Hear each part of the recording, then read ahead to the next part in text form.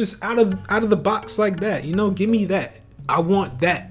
Okay, don't be giving me don't be giving me the Red Ribbon Army again and just reusing that same material. Whatever though.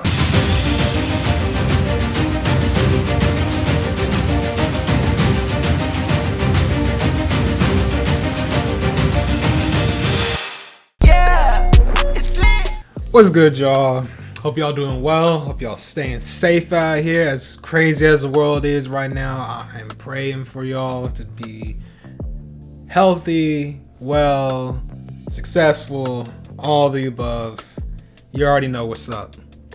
Now, for the topic at hand, Dragon Ball Super Hero, the movie. Just recently watched it. I am actually surprised that it has, how should I say this? It exceeded my expectations. I'll say that much in certain aspects. Okay, so there will be two parts to this review. It'll be a spoiler-free section and a spoiler review. So I'll make sure I have timestamps on it so you'll be able to go to which part, either part. So, spoiler-free review. All in all, I'm gonna keep it short and simple. If you're a big fan of Dragon Ball, it won't hurt to watch this movie. Okay? Me personally, I've seen pretty much every single Dragon Ball movie. Now, this movie, compared to the predecessors, I claim that it's mid. That's my own personal take on it.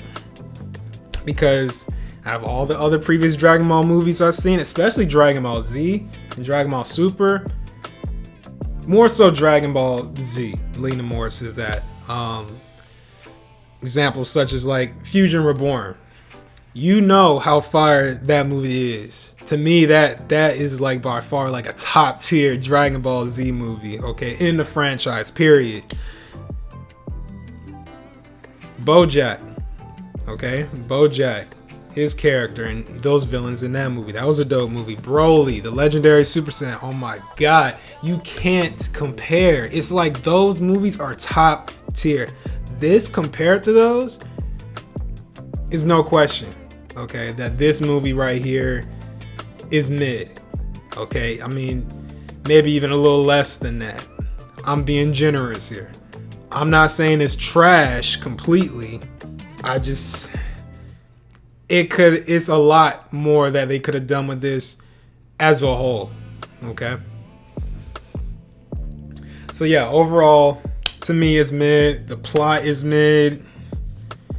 Animation, though, is above average. I'll say that. Okay. Because going into this, I was anticipating that it would just be all CGI. They proved me wrong.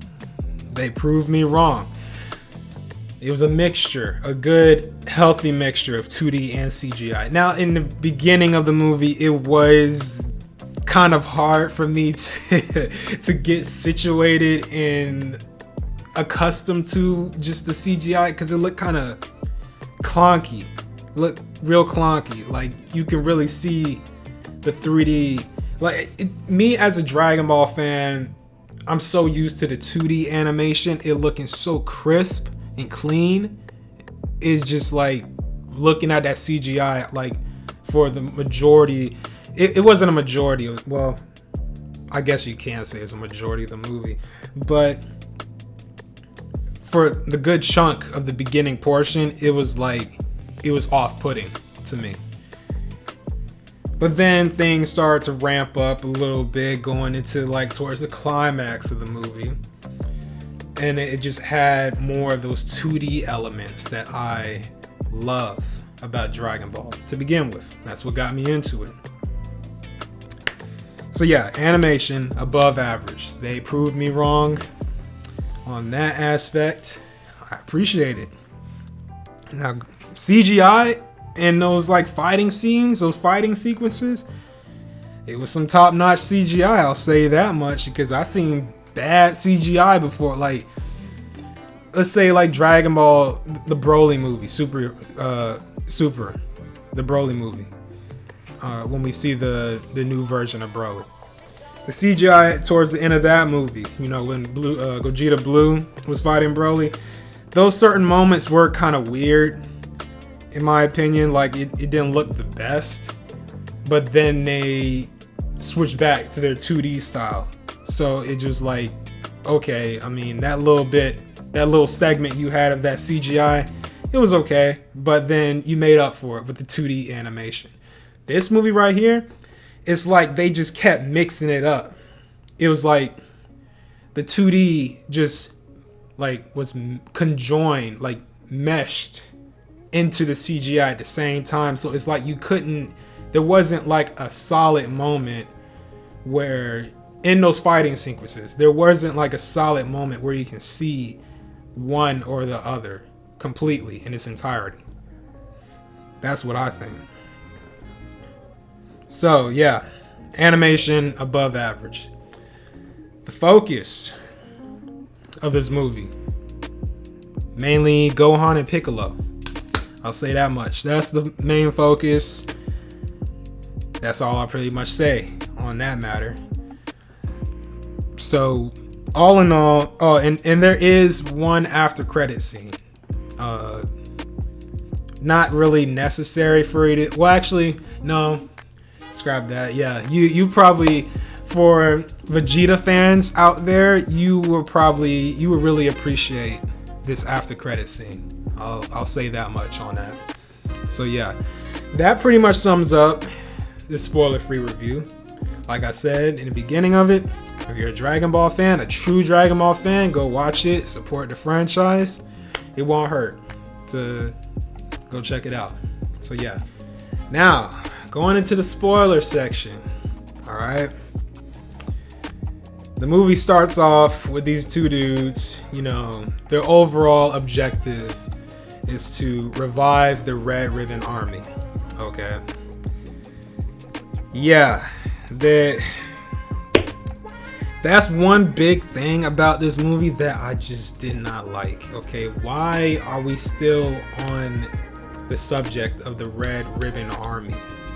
Me personally, I am tired of it. Bring me something new. Give me something different here, okay? There are so many other things you can do with Dragon Ball right now, Dragon Ball Super right now, besides picking from the old material, okay, and reusing it. Red Ribbon Army died off a long time ago. Just leave that alone.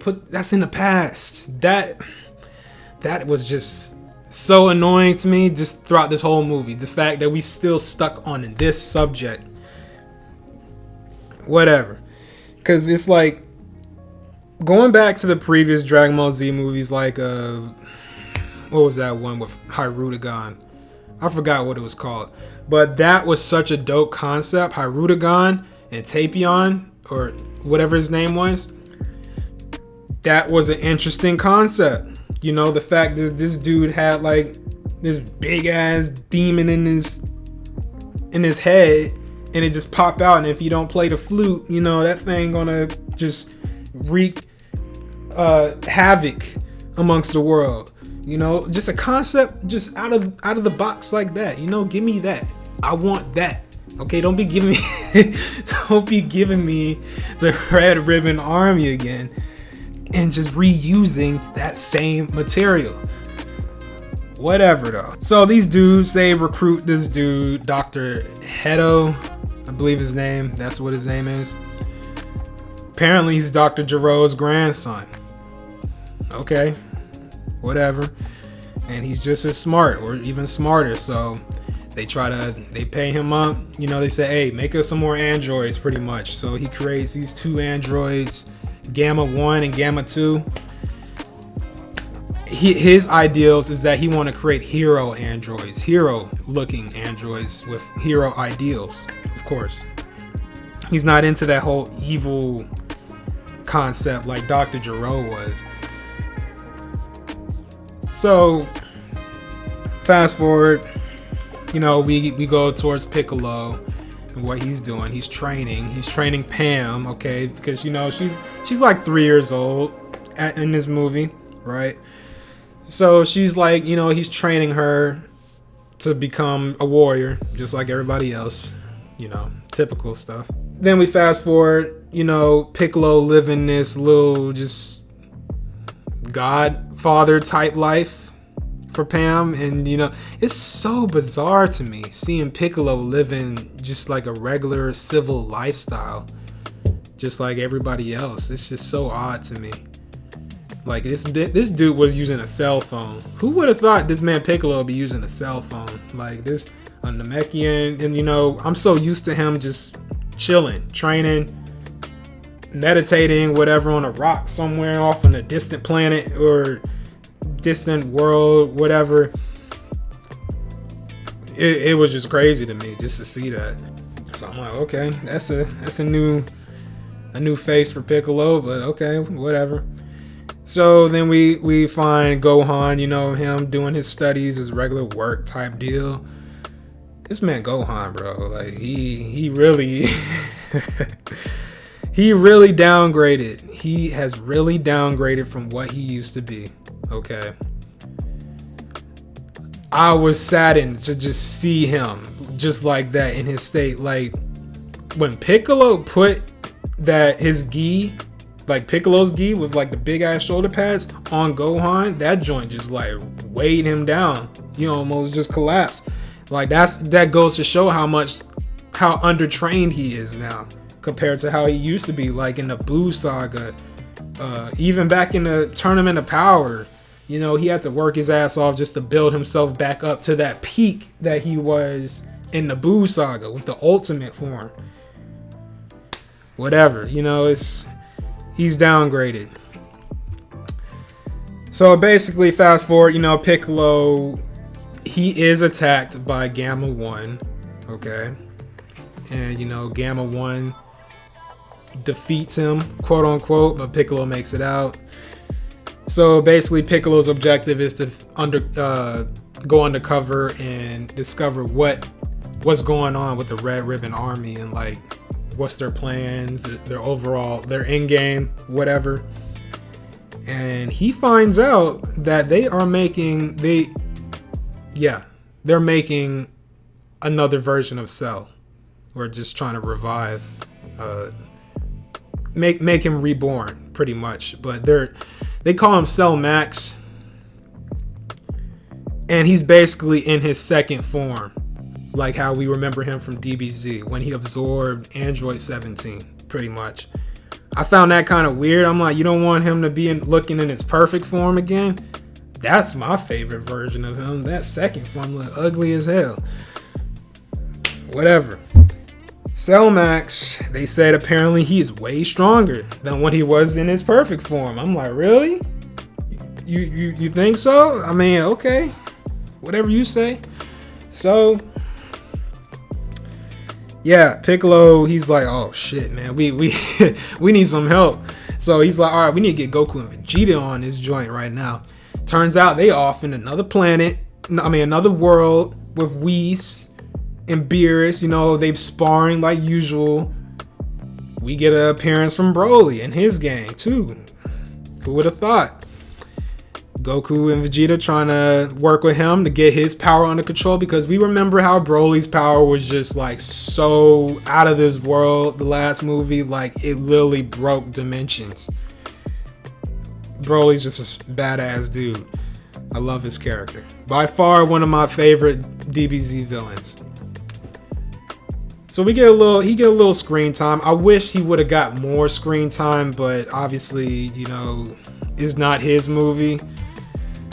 So, yeah, we get some more sparring from Vegeta and Goku. Fast forward, Piccolo, he realizes, okay, we can't bring Goku and Vegeta here because, they off in a distant, another universe, another planet, whatever. And, they try to wish him here with the Dragon Balls, but Bulma does some... Well, first, Piccolo uses the Dragon Balls to give him a power-up because he had, like, such a tough-ass fight, like, with Gamma 1, the new android. He felt he was underpowered. Like he needed a boost, so he got a little boost from Shenron.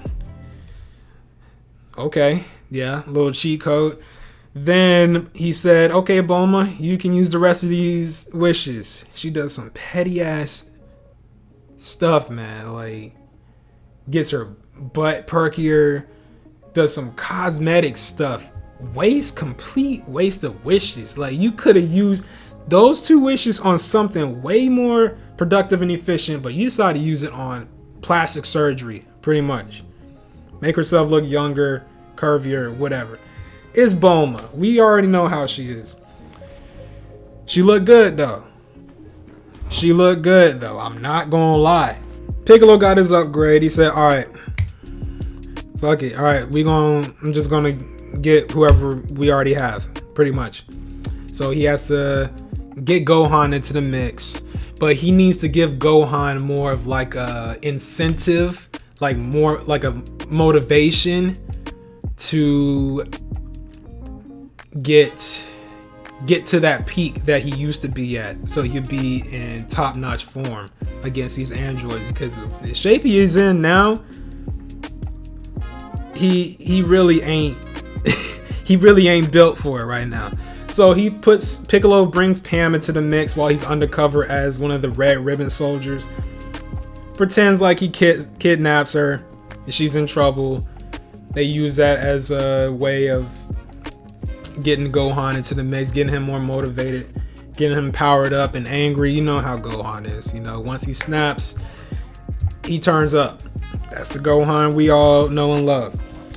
So they all at the Red Ribbon base. Gohan's there. He fights one of the Gamma soldiers, Gamma 2, I believe, one of them. He's having a little trouble against him. Piccolo is like, all right, Gohan need to turn up some more. He pretends like he hurts Pam. Gohan turns it up a notch. Okay, he goes into his ultimate form. Ultimate form, badass. That I honestly like Ultimate a little bit more than Super Saiyan 2. That's just me. That is just me, because he just seemed a lot more just badass at the same time, but also not so arrogant. Because if you remember from when he was Super Saiyan 2 back in the Cell Saga, he was arrogant and he let that power go to his head. So he just he didn't finish off Cell when he had the chance. But when he had his ultimate form, he was beating that Super Boo's ass. We all remember that. Yeah, he turns up. Gamma Soldier has he's in trouble pretty much, so he's getting his ass beat. So yeah, Gohan and Piccolo, they both team up to fight both of the Gamma Soldiers. All right, they're kicking ass. The heads of the Red Ribbon Army right now, Dr. Hedo, they realize, oh man, they getting effed up right now. You know what I mean? So then they decide to take a drastic action and wake up Cell Max, activate him, whatever, pretty much. And those Gamma Soldiers actually, they turn over to the good side because they realize how much in the wrong the Red Ribbon Army is. Well, yeah, how much in the wrong the army is, and they try and be heroes. They're not trying to be villains. They have those hero ideals built into their system. Those dudes and the heads of the Red Ribbon Army, they go down and they activate Cell Max. That thing, Cell Max wakes up, obliterates everything pretty much, gives Piccolo and Gohan and the Gamma Soldiers a run for their money. Now, the rest of the gang, the rest of the Z Fighters, pretty much, Goten, Trunks, Krillin. I mean, we don't really need Krillin, but whatever. Android 18, Bulma, they show up. And they give a helping hand, right? Cell Max tearing everybody up, pretty much, wreaking havoc. The animation at this point is just so pristine. I'll give this movie that much. So yeah, everybody getting their ass beat by Cellmax pretty much. And so one of the Gamma soldiers sacrifices himself, just try to take him out. Unsuccessful, of course. You know, it's not going to be that easy. So Piccolo trying to do his part, hold Cellmax off so Gohan can power up. Goten, Trunks, well, actually Goten and Trunks actually fuse, you know, make Gotenks, but the fat Gotenks, Krillin, Android 18, they all working together to try to stop Cellmax or hold him off so Gohan can power up, you know, do the one last blow, the final blow. They all get beat up. Gohan, he has that signature moment, that signature Gohan moment that we all love, okay? Back from the Cell Saga when he saw Android 16 get his head crushed by Cell. We all remember that scene with that red line in the back of the screen. That just signified, oh, well, he about to turn up. This dude, we get that scene again, once more. Such a beautiful scene, beautiful moment, and he reacts that way when he sees Piccolo in like near death, pretty much. Gohan explodes with anger, of course, you know, and he unlocks another new form, okay?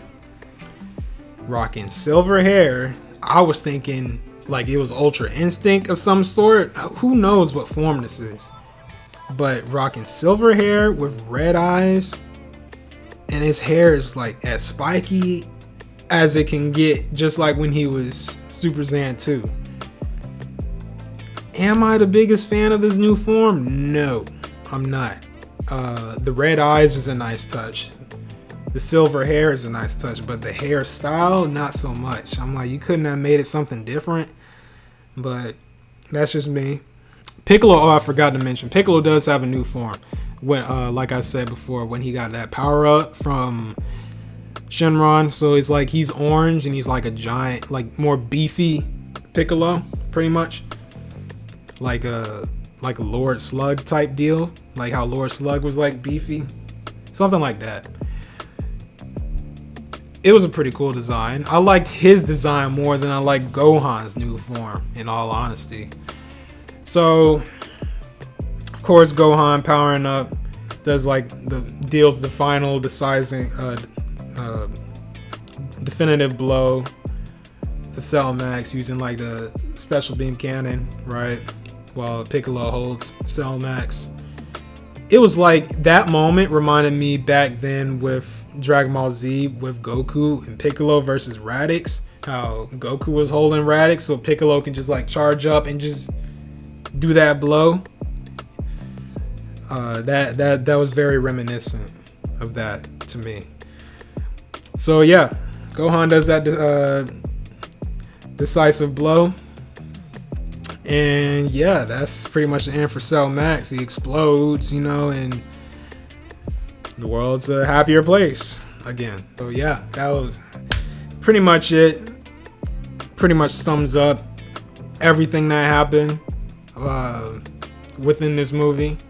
It wasn't that long of a movie, only like an hour 40 minutes, not that long. And yeah, I'll just say it's above average. It's mid, in my opinion, for a Dragon Ball movie. Like, this plot as a whole reminded me so much of the Broly trilogy from Dragon Ball Z. Like, especially Broly's Second Coming and Bio Broly, because from Broly's Second Coming, you know, Broly is still alive, and you know, it's up to Gohan to finish him off pretty much. Gohan and Goten and Trunks and Videl to take him out. And it's like, and also Bio Broly when they revive or make another version of him. And, you know, Gohan isn't in that movie, but Goten and Trunks have to take him out. So it's somewhat like those movies, like how they trying to bring back Cell and it's up to Gohan to do the final deciding blow, just like he did to Broly in Second Coming. It's somewhat like that. That's what this movie reminds me of. It's like, yeah, it gives me a good amount of nostalgia. But at the same time, I really wished for something new instead of seeing Cell again. Of course, it's just a different version of Cell, but it's like you could have came different with a entirely new villain. Yeah. So I'm excited to see what's coming next for Dragon Ball Super in the future. I hope they have a lot. I mean, it's in the manga currently. It is a lot of good stuff going on. So I hope they adapt it well. I hope they come up with entirely new movies with like new villains and such like that, instead of reusing old stuff. I'm not the biggest fan of that, in all honesty. So I forgot to give my Fire Fist rating on this movie. So for the Fire Fist, I would give this movie a solid 60% on the Fire Fist. It's above average with the animation. That's what really did it for me. But the plot just wasn't there for me, and it was mid or even below mid in my opinion. So that's my own take on it. Take it however you want, but it gets a 60% from me. That's pretty much it for today, guys. Give this video a like if you enjoyed it. If you're new to the channel, welcome. Subscribe if you like to continue to keep up to date with the content that I drop on this channel, and I will see y'all in the next one. I'm out.